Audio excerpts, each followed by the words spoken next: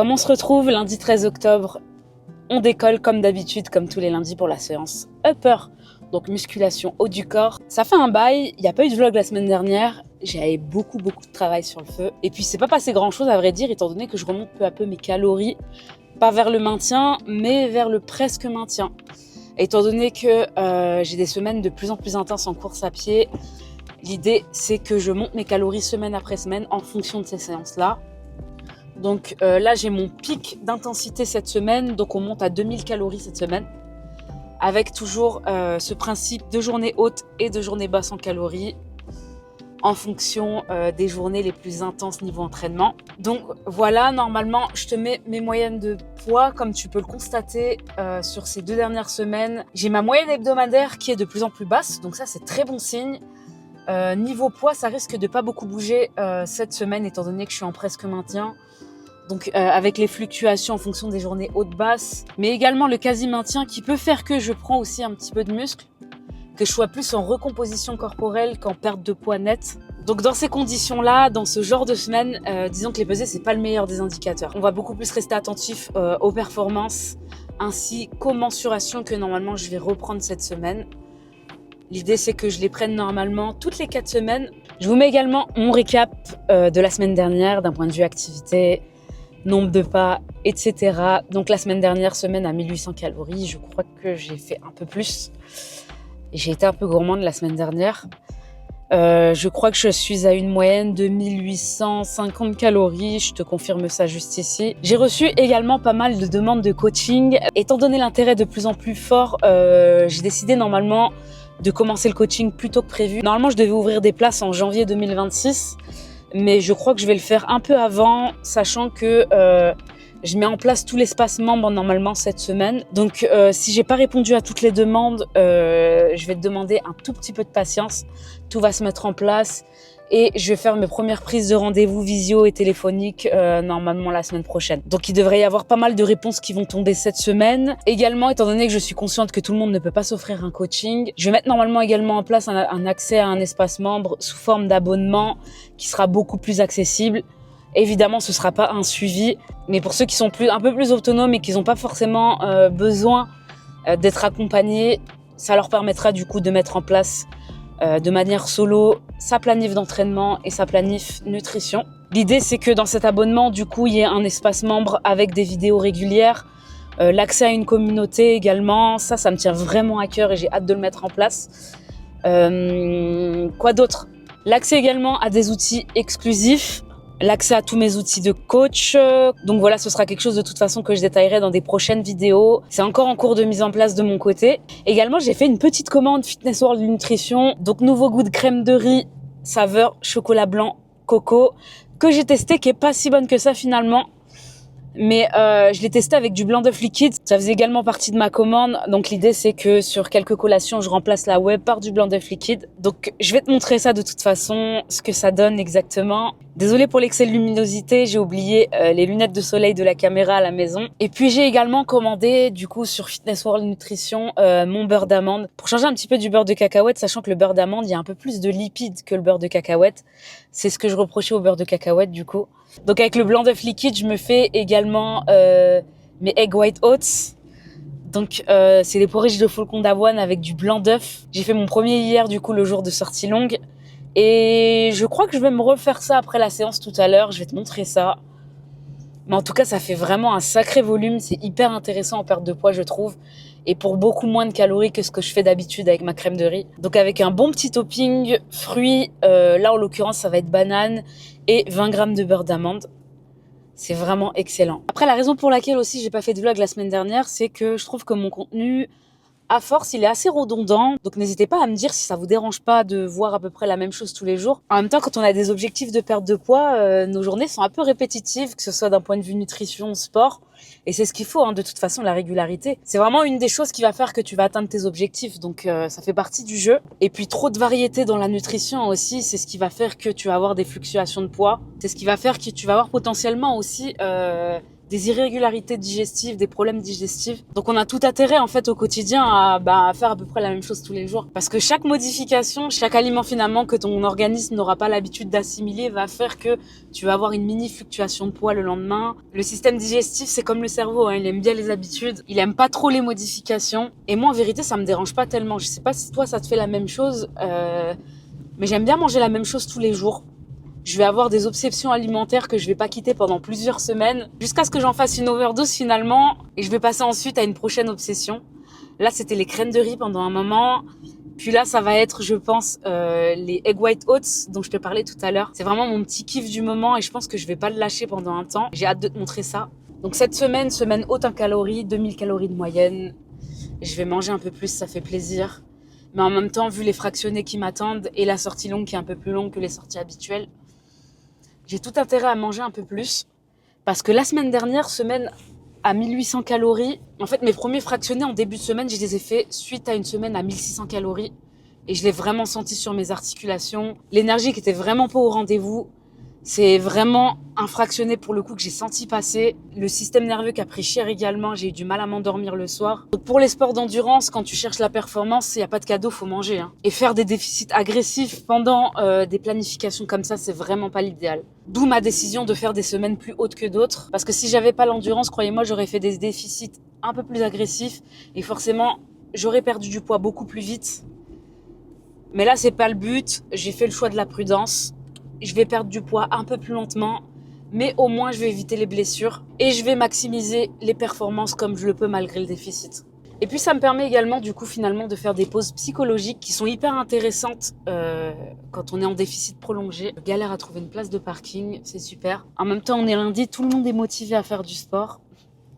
Bon, je suis arrivée à la salle, j'ai finalement trouvé une place de parking, donc moi je vais te laisser là. Let's go séance upper, il me semble focus dos. Ouais, on a le dos en première partie de séance, puis on a les épaules, un tout petit peu de pec il me semble.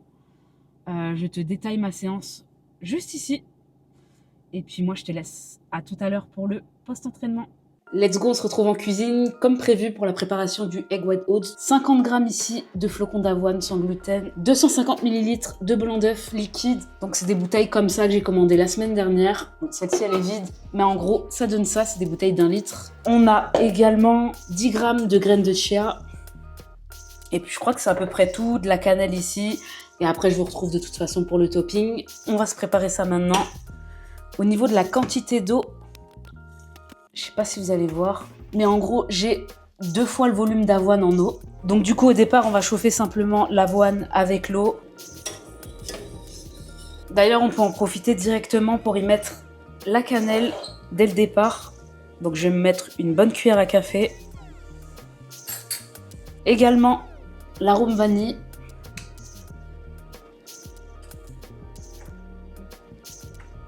Bon là, pour le coup, je vais m'ajouter un petit peu d'eau.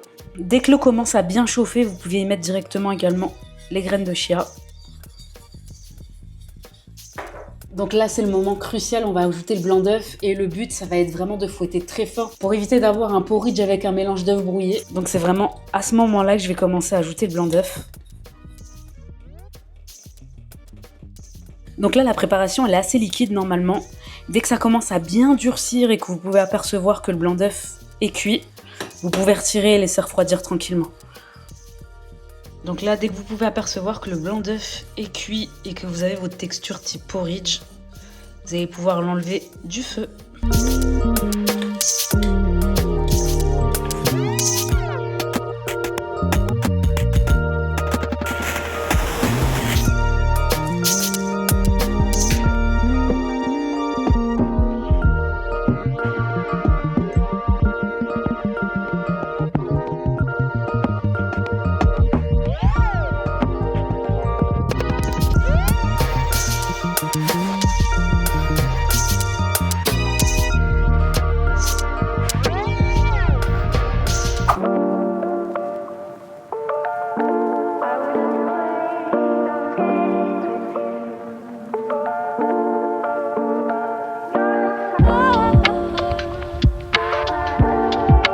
Salut la team, on se retrouve le lendemain, séance fractionnée qui a bien piqué.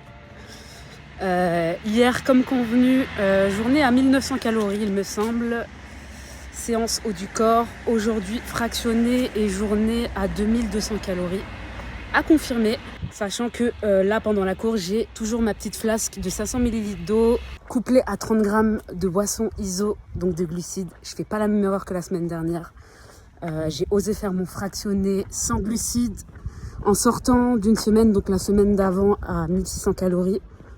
Du coup, j'ai accumulé une certaine fatigue. Je pars en fractionné, j'ai pas de glucides. Je l'ai ressenti directement sur les articulations, douleur aux genoux, douleur musculaire également. Franchement, la fin du fractionné, c'était hardcore. Donc là, non seulement je suis plus haute en calories, donc ça c'est cool, plus boisson glucidique pendant l'effort. C'était pas le même fractionné, hein. Et pourtant, c'est censé être un fractionné plus dur que la semaine précédente parce que c'est mon pic d'intensité en termes de course à pied. La semaine prochaine, semaine de repos en course à pied. Ça ne veut pas dire que je ne vais pas faire de course à pied, mais ça veut dire que je vais descendre drastiquement l'intensité de mes séances, histoire de récupérer un petit peu. Donc voilà pour le topo. Quoi d'autre ? Aujourd'hui, journée haute en calories. Je compte bien me faire un petit plaisir après toutes ces semaines en déficit. Donc à mon avis, ça va se faire un petit burger. Je sais pas, dans tous les cas. Je te montre ça tout à l'heure. Y a un truc qui me fait envie. Ça s'appelle le Homes. Et ils font des sortes de gros sandwichs au poulet avec du pain maison. Et c'est vraiment, tu payes ça 6,50 €, ça coûte pas grand chose et ça te cale énormément, c'est super bon. Je te montre ça tout à l'heure. Comme tu as pu le voir également, on sort d'une semaine à 1850 calories. Cette semaine, 2000 calories de moyenne. Et pourtant, nouveau plus bas ce matin sur la balance. On sent que le métabolisme repart. On sent qu'il ne fait pas trop d'adaptation et que le poids continue de descendre. Donc ça, c'est vraiment cool. En fait, comme je te le disais la semaine dernière, premier fractionné de la semaine. Donc début de semaine, je sors d'une semaine à 1600 calories. Et tu sens que le déficit calorique, c'est pas l'idéal encore une fois dans les sports d'endurance. Parce que c'est des séances qui sont exigeantes d'un point de vue récupération. Et la bouffe, ça fait partie pleinement de la récupération. Donc quand tu manges pas assez, ça devient compliqué. Et c'est là que tu t'exposes finalement à des blessures aussi. D'où ma douleur au genou pendant la séance. Et c'était dur, quoi, vraiment. Toutes les phases du fractionné, je les ai senties passer. Et pour te dire, je pensais que j'avais 4 blocs. Donc au 4e bloc, je me dis, vas-y, c'est le dernier. Tranquille, tiens. Mais finalement, j'avais un 5e bloc. Et ça, j'avais complètement zappé. Donc quand il a fallu faire le 5e bloc, dont je ne m'étais pas préparée psychologiquement à faire, c'était dur, franchement. Et puis niveau récup, après la séance, j'étais pas bien. La journée, j'étais KO, j'étais plus capable de faire quoi que ce soit. La nuit, pareil, elle était terrible. J'avais mal aux jambes, j'ai eu du mal à m'endormir. En fait, je sentais que nerveusement, j'étais encore hyper stimulée et j'avais du mal à redescendre, quoi. Et d'où ma décision finalement de cycler mes calories à la fois dans la semaine, mais aussi d'une semaine à l'autre, en fonction de si j'ai des semaines intenses en course à pied ou pas.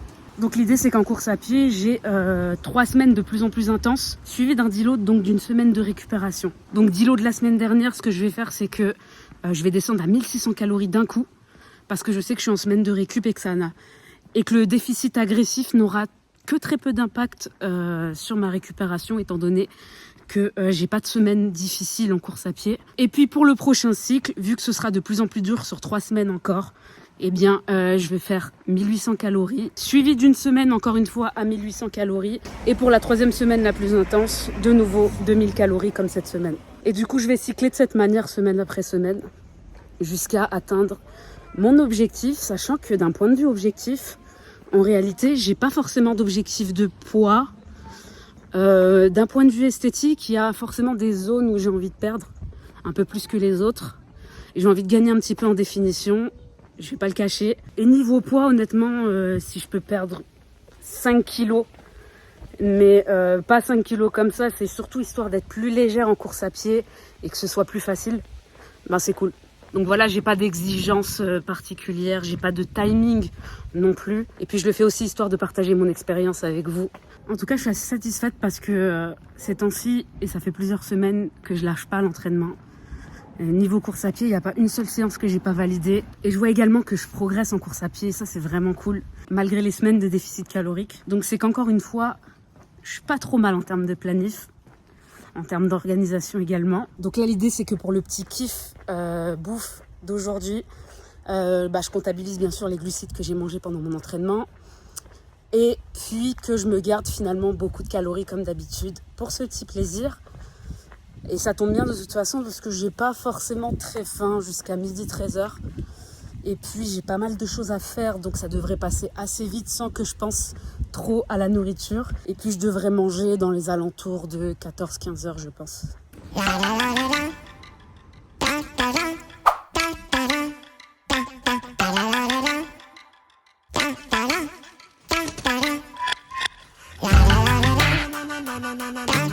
On se retrouve du coup le lendemain du petit kiff bouffe, comme tu as pu le voir. Je me suis fait plaisir hier. Du coup, j'ai pris le burger que je t'ai montré en image. Mais j'avoue que j'ai également pris un petit wrap au poulet et je me suis fait une petite mousse au chocolat protéiné le soir. Donc, niveau calories, compliqué de traquer étant donné que j'ai pas cuisiné. Néanmoins, j'ai surestimé comme d'habitude. Je pense que j'étais aux alentours des 2300 calories au lieu des 2200 prévus initialement. Mais c'est pas très grave parce que ça va se réguler dans la semaine. Et puis, j'ai kiffé. C'est le principal. N'oubliez pas de kiffer de temps en temps, de relâcher la pression. C'est ce qui fait qu'on tient aussi sur le long terme. Donc, faut pas négliger cet aspect-là. C'est attendu également peser ce matin à 67,1 contre 66,5 hier. Donc, un petit 600 grammes de rétention d'eau et possiblement aussi une petite recharge de glycogène, ce qui est totalement l'objectif de cette semaine. Donc, semaine haute en calories qui me permet de récupérer pleinement et d'assumer les séances intenses qui m'attendent cette semaine, dont celle que j'ai faite hier, donc le fameux fractionné qui s'est très bien passé. Aujourd'hui, séance jambes, et puis j'avoue que Hip Thrust flemme un peu. Donc je vais peut-être modifier un petit peu mon programme et faire du squat parce que ça fait longtemps et ça me manque un petit peu. Évidemment, l'idéal dans une programmation en musculation, c'est de conserver le même entraînement et d'évoluer avec cet entraînement. Néanmoins, le pilier de toute programmation, ça reste de prendre plaisir dans ton entraînement. Et si conserver le plaisir de t'entraîner passe par de temps en temps faire des petites modifications qui font que tu vas kiffer, fais-le sans hésiter. Donc moi aujourd'hui, je vais virer le hip thrust. J'avoue, j'ai tenté un petit cycle hip thrust focus fessier, mais c'est vraiment pas un exercice que je kiffe et je sais pas pourquoi il y a autant de meufs qui kiffent cet exercice. C'est pas mon cas, ça a jamais été mon cas et je comprends pourquoi, j'en ai rarement fait dans ma vie. Donc, on va probablement repartir sur du squat avec une intensité modérée parce que le squat, ça reste quand même intense. Et le but, c'est pas que ça impacte négativement mes séances de course à pied. Donc, on va voir niveau ressenti comment on se sent dans cet exercice. Je vais commencer probablement par de la leg extension, histoire d'échauffer un petit peu mes articulations parce que j'ai plus de 30 ans. Donc commencer directement avec du squat, honnêtement, je me sens pas. Donc je vais commencer par la leg extension, puis je vais faire squat, puis soulevé de terre comme d'habitude roumain aux haltères, exercice que j'aime beaucoup. Et puis il me semble que je termine par les mollets. Et ensuite, petit rappel épaule, qui est ma priorité en termes de muscles travaillés sur cette programmation. Donc j'ai pas mal de volume épaule dans la semaine. Et puis c'est à peu près tout. Cet après-midi, je crois que double entraînement aujourd'hui le mercredi. Cet après-midi, course en endurance fondamentale, 40 minutes il me semble. Mais je sais pas trop si je vais la faire parce que j'ai une douleur à l'orteil. Orteil qui me fait mal simplement en mettant mes baskets. Donc je vais voir comment je me sens au fil de la journée. Et puis toujours 18 000 pas de moyenne hebdo. Et il me semble que j'ai 3 000 pas d'avance parce que lundi j'ai fait 19 000 pas. Hier j'ai fait 21 000 pas. Comme quoi j'ai pas mangé pour rien. Donc aujourd'hui, en plus avec le mal à l'orteil, ça tombe assez bien. Si j'ai mal et je me sens pas de faire tous mes pas, au moins je sais que j'ai 3000 pas à récupérer. Je peux donc en faire un peu moins aujourd'hui. Également, je travaille sur tout l'espace premium de mon site.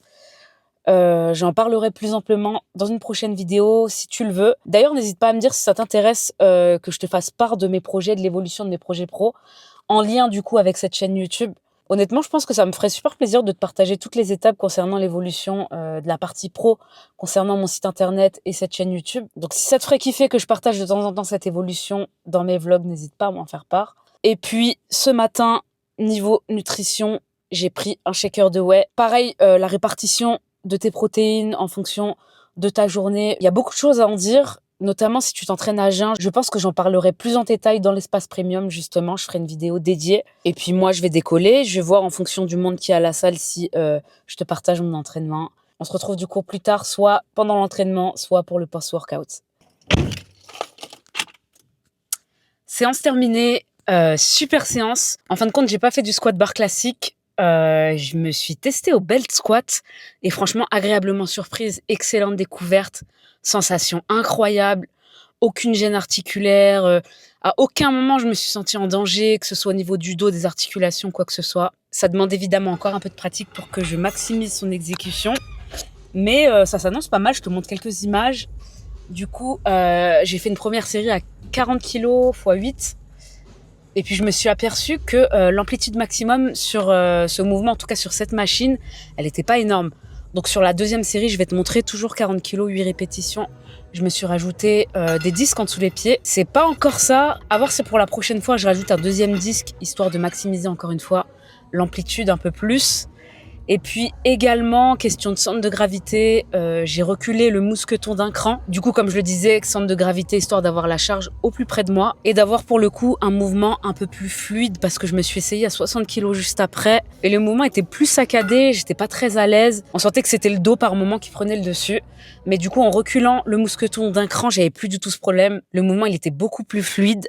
J'ai pas filmé pour cette fois à 60 kg avec le cran un peu plus reculé, mais je te filmerai ça la prochaine fois. En tout cas, je suis vraiment contente et je crois que vu la hype que j'ai autour de ce mouvement là aujourd'hui, je vais garder le belt squat, je vais virer le hip thrust que j'aime pas du tout et puis ça s'annonce très bien. Je pense que le potentiel de progression sur ce mouvement il est énorme. J'ai senti que j'en avais encore sous le coude. Néanmoins, j'ai pas voulu forcer étant donné le fractionné qui m'attend vendredi. Et puis, je débute sur le mouvement. Et puis, non seulement je débute sur le mouvement, donc vaut mieux pas forcer, mais en plus, ça fait un petit moment que j'ai pas fait de squat. Donc, à mon avis, même là, je vais avoir pas mal de courbatures sur les prochains jours. Donc voilà, j'espère que tu as aimé ce petit feedback sur l'un de mes exercices pour cette séance. Si t'aimes bien, j'en ferai régulièrement, histoire de te montrer un petit peu comment j'exécute certains mouvements. Et puis voilà, moi, je vais rentrer manger. En plus, j'ai pas mal de choses à faire cet après-midi, donc il faut que je me dépêche. Et puis on se retrouve pour le post-workout. J'hésite d'ailleurs entre une crème de riz avec la nouvelle crème de riz que j'ai, chocolat blanc, coco, avec de la whey du coup, ou alors encore une fois mon porridge au blanc d'œuf. Donc on verra, à plus tard. Ah oui, également j'y pensais pendant ma séance, mais quand je disais tout à l'heure que j'ai pas mangé 2300 calories pour rien, je parle aucunement d'un comportement compensatoire. Je dis juste que quand je mange un peu plus, bizarrement ou pas bizarrement du tout, puisque c'est attendu, mon métabolisme s'adapte à la hausse et donc j'ai tendance de manière inconsciente à me bouger un peu plus, à faire un peu plus de pas sans effort et c'est simplement ça que je voulais dire du coup. Donc quand je mange un peu plus, je mange pas pour rien parce qu'inconsciemment, je bouge un peu plus.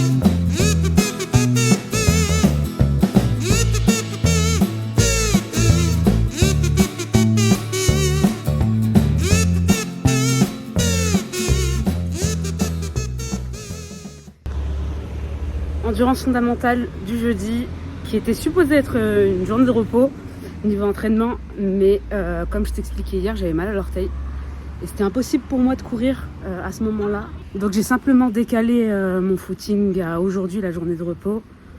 Et puis vu que c'est de l'endurance fondamentale, c'est pas censé me générer trop de fatigue. Donc pas de souci de ce côté-là. Je crois même que ça me fait du bien parce que comme attendu, j'ai des petites courbatures aux jambes avec le belt squat. Du coup, endurance fondamentale qui permet aussi de récupérer du coup au niveau des jambes. Et puis voilà. Donc aujourd'hui, journée la plus basse en calories, je te confirme ça parce que j'ai pas le chiffre en tête et j'ai encore absolument rien mangé. Il est 9h du matin, je crois. Donc là, je vais rentrer, je vais prendre mon post-entraînement. Et puis du coup, je vais te quitter sur cette fin d'entraînement. Je te souhaite une bonne fin de semaine parce que normalement, je vais essayer de sortir la vidéo aujourd'hui même, le jeudi.